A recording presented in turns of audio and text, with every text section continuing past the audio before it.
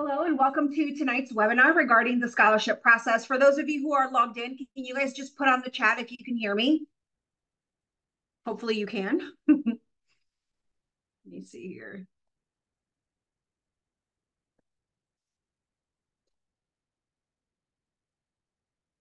All right, I'm going to go ahead and get started. Again, hopefully everybody can hear me right now. My name is Lupe Hernandez. I work for the Iowa College Access Network, or ICANN. We are a nonprofit organization, so all of our services are at no cost to you, to your students, to your high school. So keep us in mind as you are going through the process of planning for post-secondary education. We are here to assist you in any way that we are able to. ICANN does have several locations across the state of Iowa. You can see the list of cities where we are physically at. We also offer virtual appointments as well. So if you are not close to one of these offices or if you would just rather meet with us virtually, we also offer virtual appointments through Zoom. Either way, if you want to schedule an appointment, go ahead and go to our website, icansucceed.org/APT, or you can call our toll-free number at 877-272-4692. I do want to mention before we get started, we do have some publications that might be useful to you as you are going through the process of planning and paying for college.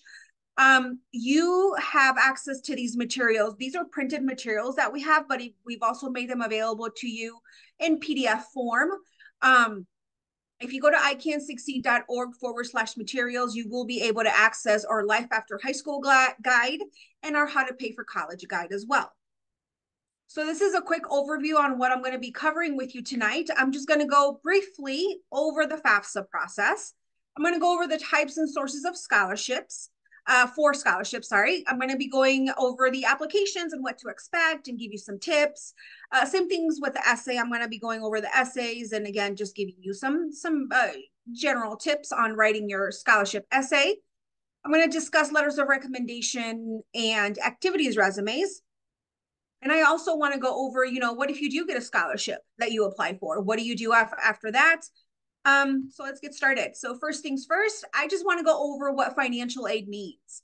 For those of you who are in the process, if you guys have junior students, if you are a junior parent, you guys are probably going to start going on campus visits this fall. This spring, maybe during the summer, maybe early next fall. And you're going to be hearing this term a lot. And even for those of you who are high school seniors or parents of high school seniors, again, you're going to be hearing this term a lot, especially when those financial offers start to come in from the colleges. I just want you to understand what this term means, okay? So financial aid encompasses scholarships and grants, which is the best type of financial aid because you don't have to pay it back. It's free money. Loans have to be paid back plus interest. Now the loans can be either under the student's name or the parent's name or both. And it also includes work study, which is where the student works on campus, and also employment off campus. So again, when you guys hear this term, make sure that you are fully aware of what type of financial aid is being discussed. The FAFSA becomes available fall of senior year. For the class of 2024, this application became available for you to file on December 31st. If you have not done your FAFSA yet, we highly encourage you to get going on that application. I do want to mention that you can send the application to multiple colleges because sometimes we do have parents that call us and they're like, hey, we're ready to do the FAFSA, but my student doesn't know where they're going to be attending yet. That's fine. You can send it up to 20 schools. And just because the student sends the FAFSA to these colleges, it doesn't commit them to attend, of course. Please be mindful of priority dates. Every college has a priority date. And I just want to point out that the University of Iowa and University of Northern Iowa have recently extended their priority date from February 1st to February 15th. Iowa State University's priority date is still February 1st. But again, for those students attending or considering attending Iowa or UNI, you have until February 15th to complete this application. Iowa State University, they would like your application submitted by February 1, which is coming up pretty fast. In order to complete the FAFSA, you need to set up federal student aid IDs and passwords. So again, you set up those accounts at studentaid.gov.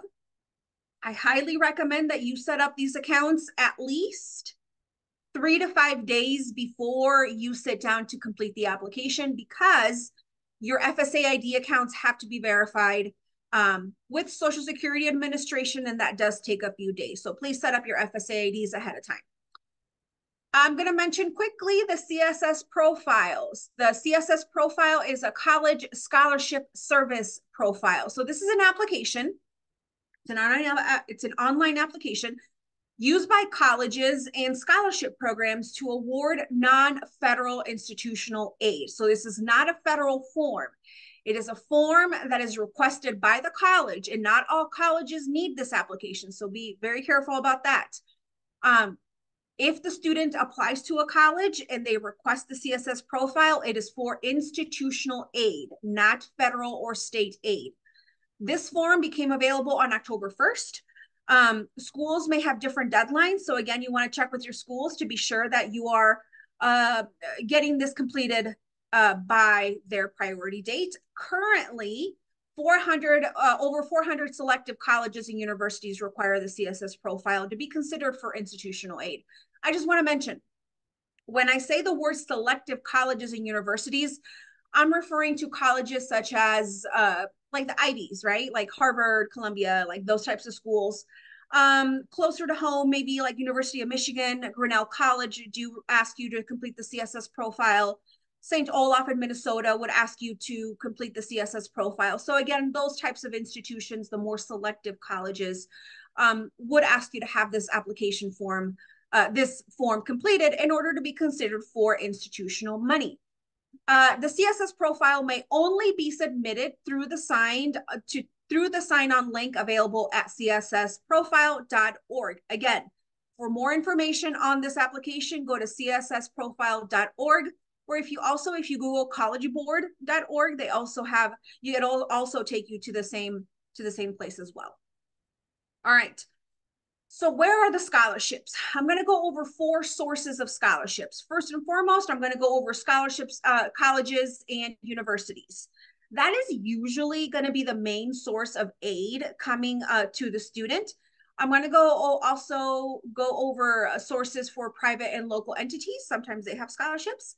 I'm going to go over state scholarships here in our state of Iowa, and also national scholarship websites, and also examples of national scholarships as well. Let's start with a college. So college scholarships are colleges, of course, in which the student is applying to attend, okay? So I do want to mention that there are just, 2 types of scholarships through the college, like there's automatic scholarships or admission scholarships. So these are the scholarships, these are the ones where when the student applies for admissions, right? They apply for admissions, they're probably going to send in their transcripts, maybe their ACT scores if they're going to submit ACT scores. And when they get their acceptance letter or notification, it will also indicate to the student, you know, based on your admissions applications, you might also qualify for this type of institutional aid. Okay, so those are considered automatic scholarships, where you, by applying and by your merit, your GPA, your ACT, they're awarded to you automatically. Okay. Another type of scholarship through the college would be a scholarship database. Sometimes colleges have scholarship database programs that you would have access to once the student applies and gets accepted. Now, these are scholarships that the student would have to actively seek out. These are not automatic. So when the student applies, gets accepted, they will be given a student ID, right? And then they will have access to the college's scholarship database, and they can apply for those scholarships in addition to those automatic admission scholarships. Some colleges, usually community colleges, have foundation scholarships where the college has a foundation. The student fills out this foundation application, and whatever scholarships they kind of fall into, whatever the foundation is looking for, they will determine if the student can qualify for those certain foundation scholarships. Again, be aware of deadlines. Not only do you have to keep track of the FAFSA priority date, but you also have to keep track of those college scholarships as well. And keep in mind that there are some colleges where their scholarship deadlines might be sooner than the FAFSA priority date. So keep that in mind, especially for those of you, if any of you are listening to me, if you guys are like underclassmen, like sophomores or juniors, please ask this question when you guys are going on your campus visits. You know, what is your FAFSA priority date? And also what's the deadline for your institutional scholarships?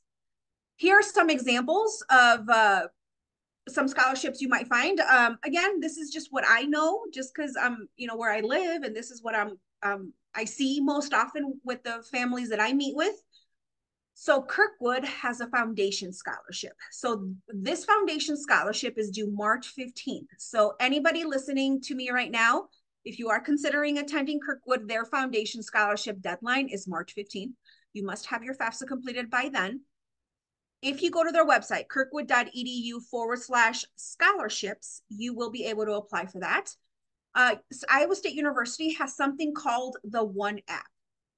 So this is where, once the student applies and gets accepted, they will have access to this resource called the One App. So it's one application, and that one application it's kind of a blanket application, and however the student answers the questions to these, you know, however they answer the questions, if it pertains to a certain department, for example, like at Iowa State, they will qualify for these scholarships. So I really like this process because, again, it's one application and the students are pretty much applying for all scholarships available through that college, okay? St. Ambrose University is another example where they have a scholarship database, okay? So again, once the student applies, they get accepted, they will be given a student ID, and then they will have access to their scholarships and grants. And again, it's a matter of the student actually going through that website and applying for the scholarships that they could potentially receive. Another source of scholarships would be private and local scholarships. So these are scholarships. This is money organizations from your community, where you live, your place of work, where you attend church, local businesses, local civic groups. So these are just some examples. Again, these are just examples of where I live. So just to give you an idea, like the American Legion, the Kiwanis, the Rotary Club, the Optimist Club.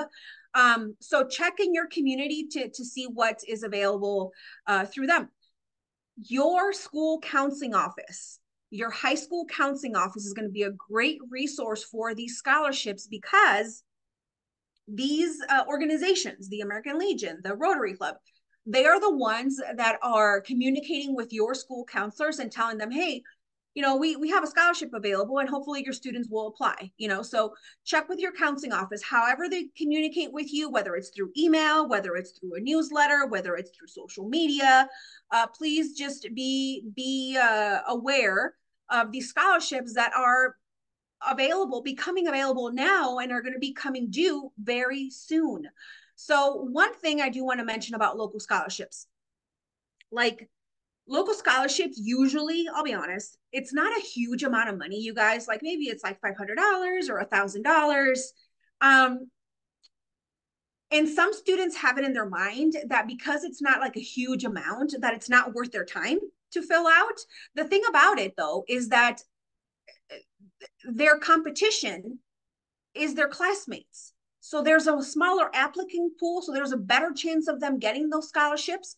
So I advocate for local scholarships, okay? Again, it's not going to be like thousands of dollars like the Coca-Cola scholarship or something, but it's $1,000. And again, their competition is smaller, and it's $1,000. And in the end, they're not going to have to borrow in student loans. They're not, you know, parents don't have to pay for. So yeah, it's not a huge amount, but you know, any little bit helps. Again, contact your school counseling office for these scholarships. This is just some examples of local organizations, and you're going to notice all of them are community foundations. Again, these are just organizations that I am familiar with. Wherever you're hearing this from, whether you're in Western Iowa, Central Iowa, Eastern Iowa, look in your community and see what's available. So again, Community Foundation of Johnson County, Community Foundation of Northeast Iowa, the Quad Cities Community Foundation. These would be places where you would be looking for scholarships if you're in the area. And if you're not in the area, again, just look to your school counseling office because they probably have the same resources available to you.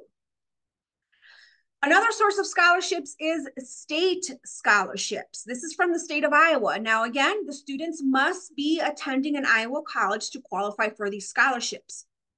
So the first one I'm going to mention is the Iowa Tuition Grant program. Iowa Tuition Grant is for private Iowa colleges only. So if students are considering attending like Drake or Mount Mercy or Coe or Wartburg, these would be the colleges that you could potentially get the Iowa Tuition Grant for. In order to apply for the Iowa Tuition Grant, the only thing you have to do is file the FAFSA. And depending on the results of the FAFSA, that will determine if a student qualifies for Iowa Tuition Grant. The Iowa Vocational Technical Tuition Grant Program, it's in the name. I don't really have to explain it, I don't think. If there are any students who are going into a Voc Tech program, they might qualify for the Iowa Vocational Technical Grant. And again, the only thing you have to do is fill out the FAFSA, okay? The KIBI grant is, it's also called the Iowa Skilled Workforce Tuition Grant. This is for, again, students going into programs that are in high demand, okay? Last Dollar Scholarship is a program where it kind of helps the student meet their funding gap. So after all the financial aid has been taken into account and there's still money to be paid, that Last Dollar Scholarship kind of fills that gap. And again, you have to qualify for it. So not everyone's going to get it, but it is a program that is available. And again, the only thing you have to do is file the FAFSA form. So the first 4 programs I've listed here, the only thing you have to do is file the FAFSA, which I've already discussed.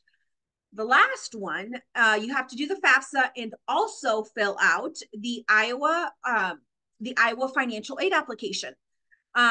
It's called the All Iowa Opportunity Scholarship. Again, if a student qualifies for the All Iowa Opportunity Scholarship, it will be based on the results of the FAFSA, but this application is also required. For more information, visit iowacollegeaid.gov. What I do with my family sometimes when I'm helping them file the FAFSA, I do the FAFSA for them, and then depending on what they're gonna go into or what major they're gonna study, then I decide if we should fill out the Iowa application as well. So if you're interested in state of Iowa aid, again, visit iowacollegeaid.gov. This is an example. I just want to show you images of what the state financial aid looks like. So the first one is the All Iowa Opportunity Scholarship, and the second one is the Robert D. Blue Scholarship. So again, for those of you who are considering staying in the state of Iowa, going to college here in our state, there is state funding available. I also want to mention, this is a shameless plug, but ICANN also has a scholarship database that I am in charge of. If you go to icansucceed.org/scholarships, we have a database of scholarships, and they're categorized by like type. So like if you're looking for extracurricular scholarships, or if you're going into the arts, or if you're going into agriculture, that's how they're categorized. Like I said, I am in charge of this database, and I do update it every month until the end of May. Okay, if you go to this website, you're going to notice that there are some scholarships that where the deadline is, it says TBD, to be determined. That's because when I updated the database last, that organization still didn't have a deadline for their scholarship. So keep checking back, because again, it will be fully updated by the end of May, and continuously I'm updating this site. National scholarships. So national scholarships are available to everyone. Deadlines are year round, all right, compared to the local scholarships where it's kind of like a scholarship season. they kind of, local scholarships kind of begin to trickle in December, and then they're hot and heavy in January, February, March, April, and then in May they kind of start to dwindle down, and then by the end of May they're done. With national scholarships, there are deadlines year round, and they're available, like I said, to everybody. There are many scholarship websites, but I'm just going to point out 3 of them: scholarships.com, fastweb.com, and scholarsapp.com. These are legit websites. They're not going to scam you. They're free. So I do recommend to check these out. I do want to mention though that unlike the local scholarships, you guys are going to be competing with students from all over the country. So like I said before, yeah, Coca-Cola scholarship is, I think, $15,000. But again, your competition is seniors, class of 2024, from New York to all the way to California. So I don't want to discourage you to not apply for them, but also keep in mind that you're competing with a lot more students. Okay. I want to give you some examples of national scholarships. So a National Honor Society, of course, you must be a NHS student to qualify or apply for that. The Work Ethic Scholarship Program. This is for students who are going into like the trades. If you guys remember back, I don't know if it's still on, but Mike Rowe from the show Dirty Jobs, I think it was like on the Discovery Channel or something. He had a show on, just people who are in the trades. He actually has a scholarship. It's called the Work Ethic Scholarship Program. Coca-Cola, I've mentioned that before, Coca-Cola Foundation scholarships, and also Ford Motor Company scholarships. These scholarships are listed on our website on ICANN scholarship database. So if you do want more information on them, check out our site. All right, let's get to some tips for scholarships. Apply to as many scholarships as possible, honestly. If you meet the criteria, apply. Small amounts add up. So again, like I said, for those local scholarships, if you're like, it's only $200 or it's only $500, even if it's $100, you guys, it's $100 again that you don't have to borrow in student loans. So apply to as many scholarships as possible, and you're going to come to find out that once you get in the habit of applying for those scholarships, it's going to be second nature to you. Like you're going to get into the groove of things where it's like, okay, they're asking for an application, they're asking for an essay, they're asking for letters of recommendation, and you're going to have it down. You're going to have the system figured out before you know it, and applying for a scholarship is going to be second nature to you. So it's just a matter of applying to as many as you possibly can. Save some time by putting together an activity resume. So an activity resume is like a job resume, but with your academic information on it.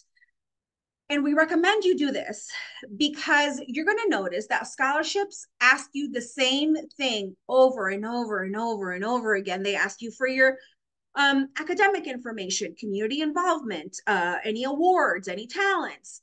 And if you have all this information in one document and it's put together professionally, it's easy to follow, and it's clean, it's going to save you some time, because you can literally on the application put down, when they're asking you these questions, put down, see, attach your activities resume, and everything is there. Right. Again, the resume, it's pretty much just a standard profile of yourself. And just make sure that you are using, you can save everything and keep reusing it for other scholarships. Here is an image of what a scholarship, an activities resume might look like. I'll move this here. So this is, again, just an image of what an activities resume might look like.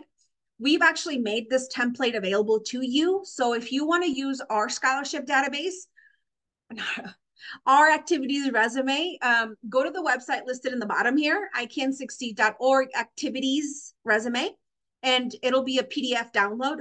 A Word download. Take off Mallory Morgan's information and enter your own information.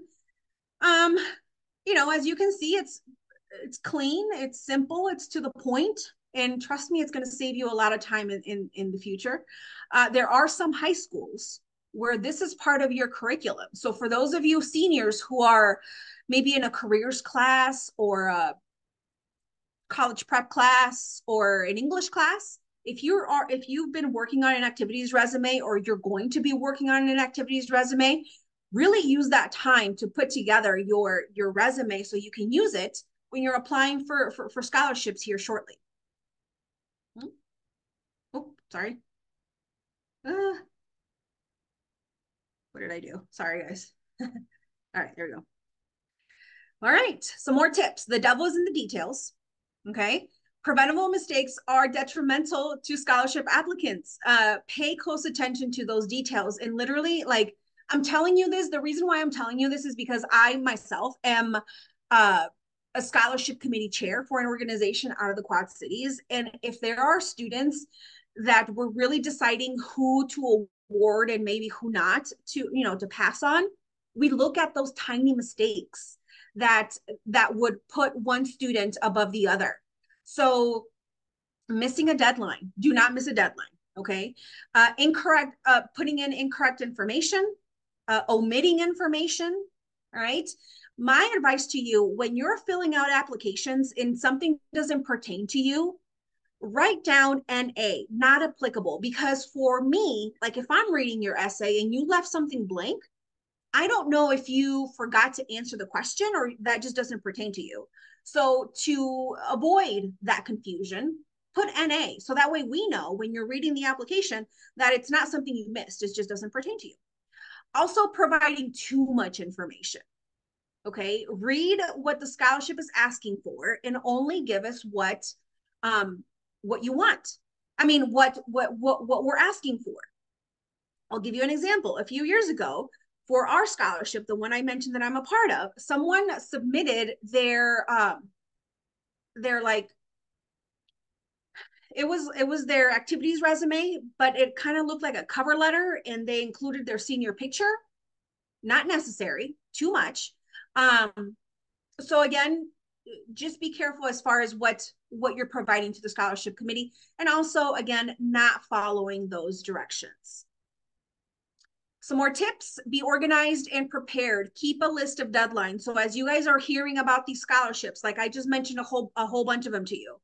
And if you're going on and looking at these deadlines, make a list. Okay, this one is due in February. This one is due in March. This one is due in April. So that way you can prioritize which ones to apply for first. Try to apply early, all right, if at all possible.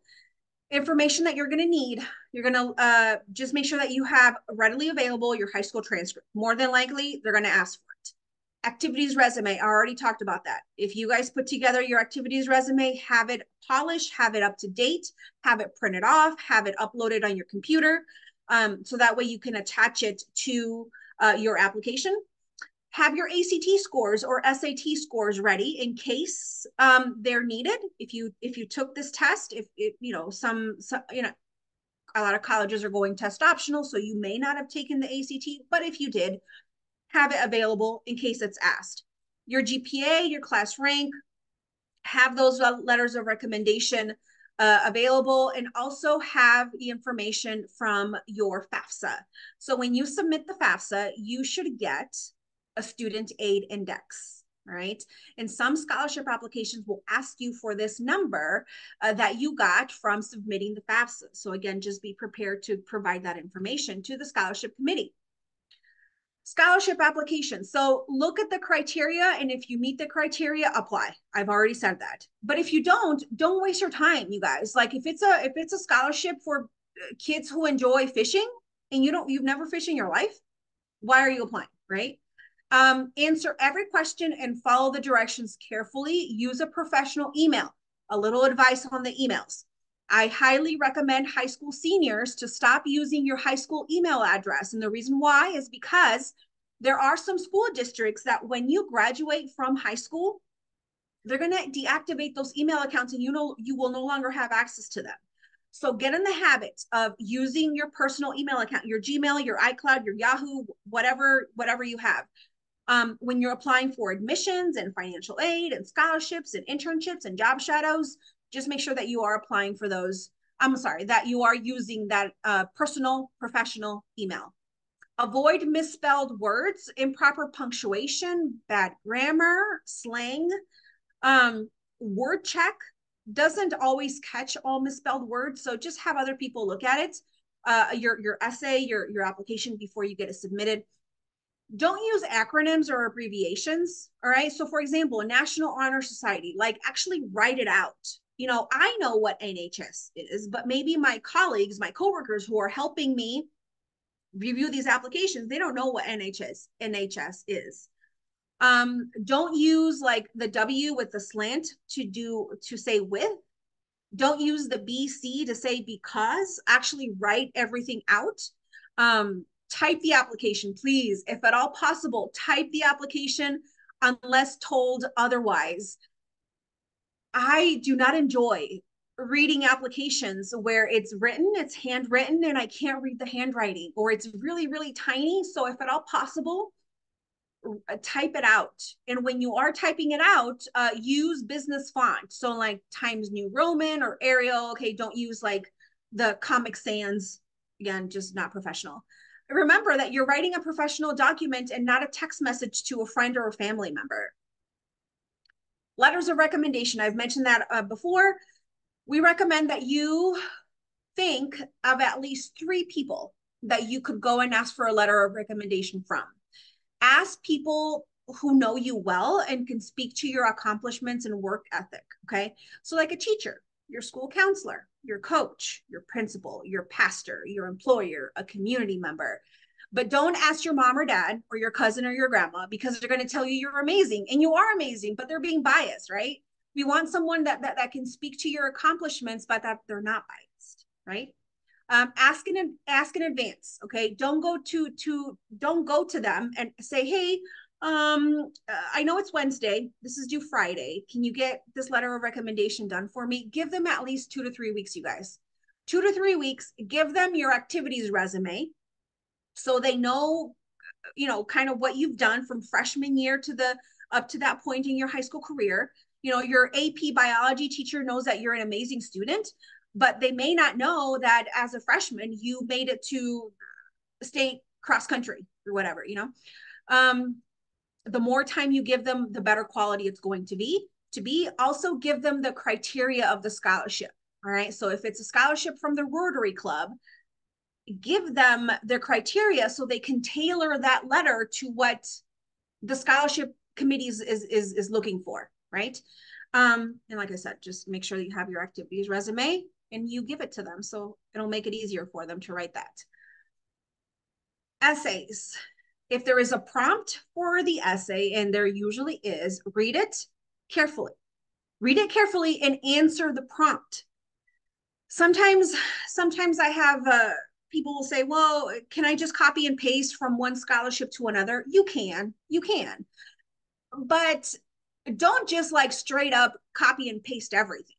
Like tailor it to what the prompt is asking for. Because I can tell, like when I'm reading a scholarship application and I'm reading the essay and I'm like, you literally didn't answer any of our questions that we asked you on the prompt. So just make sure that you know, you are able to recycle your essay, but just tweak it a little bit so that it's what the scholarship committee is asking for. Think before you write. Brainstorm ideas, create an outline. I'm a visual person, so I like to do like intro, body, conclusion, and then, you know, go off from that. Remember, you got to have an intro, you got to do an explanation, and you got to do a conclusion. And if you can't come up with something, come back to it later. All right. Read the prompt. And if you're like, oh gosh, I really can't figure out what I'm going to say.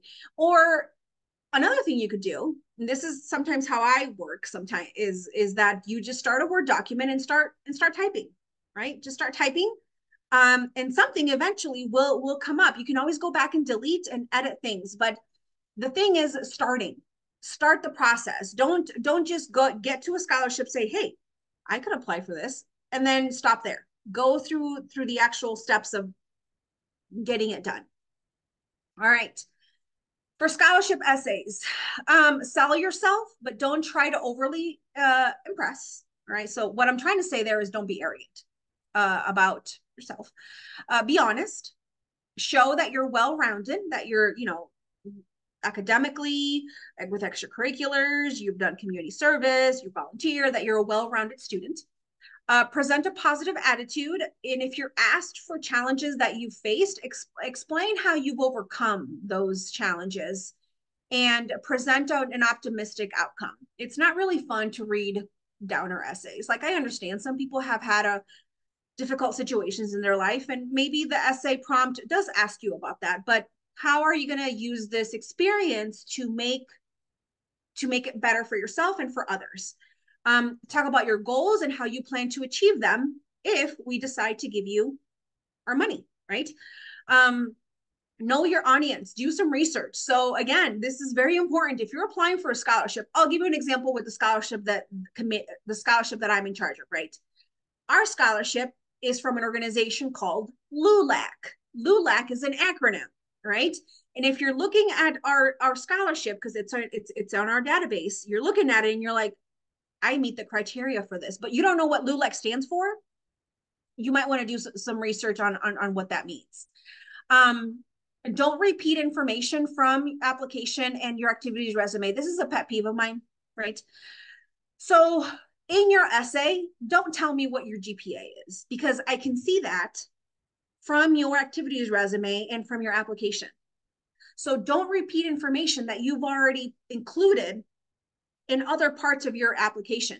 And also, your essay should sound like you. It should sound like a 17 or 18-year-old, because trust me, you can tell sometimes when adults are writing it.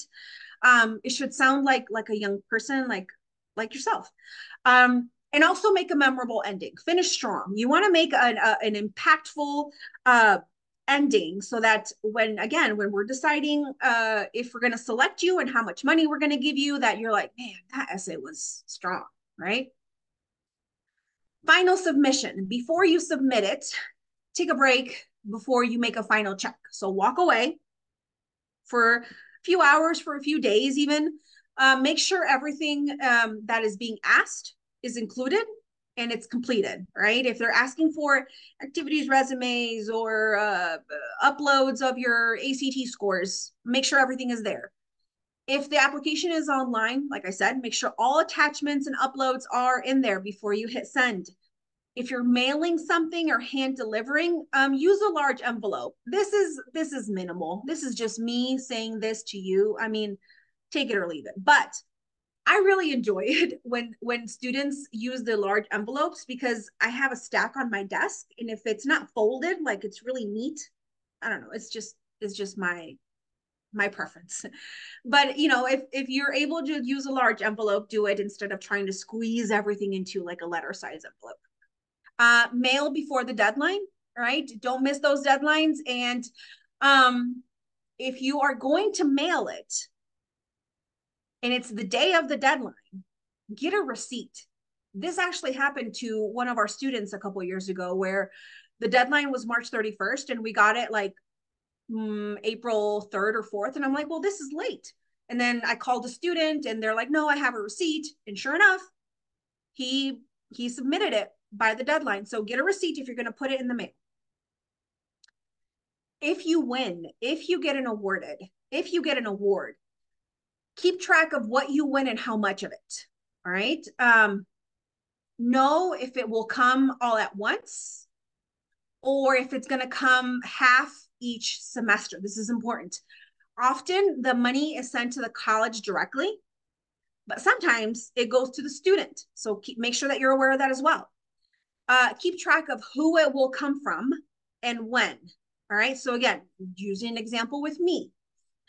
In order for, if we give you a scholarship, it's going to come from us, but you have to go to a scholarship banquet. That's when we're literally going to give you a check for your scholarship, right? Make sure you know if you need to turn anything in and to whom to actually get the scholarship. Make note if it is a renewable scholarship and you can apply for it next year, or if it's just a one-time thing, and send a thank you note. It is very much appreciated that students appreciate us for looking over their scholarship application. And it's a fun process to read through these applications, but it's also a lot of work. So it's very nice when we get thank you notes from the students, and just exciting to see how excited they are with their next step in life. I'm not going to go too much into this, but quickly, for students who are listening now, just be careful with your social media presence. All right. Twitter, YouTube, Snapchat, TikTok. And this isn't just for scholarship purposes. This is for admissions as well. It's also for potential future jobs, future employment. Just be careful of what type of presence you have on these social media platforms.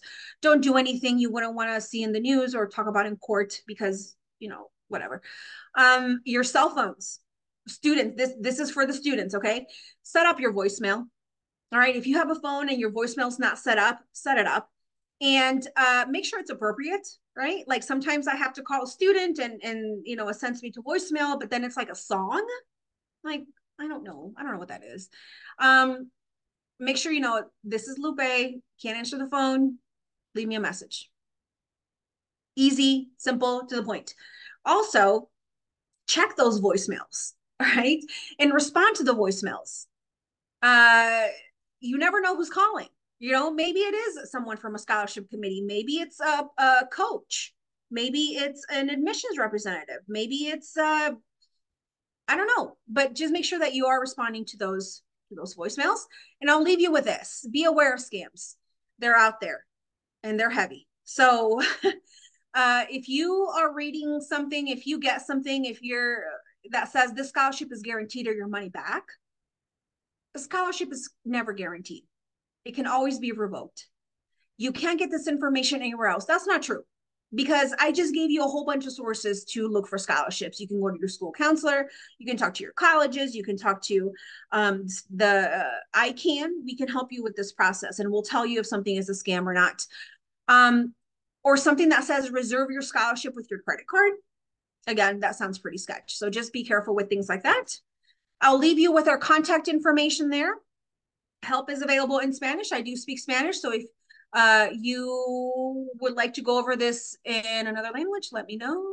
And there's a few questions. What scholarships do University of Iowa have?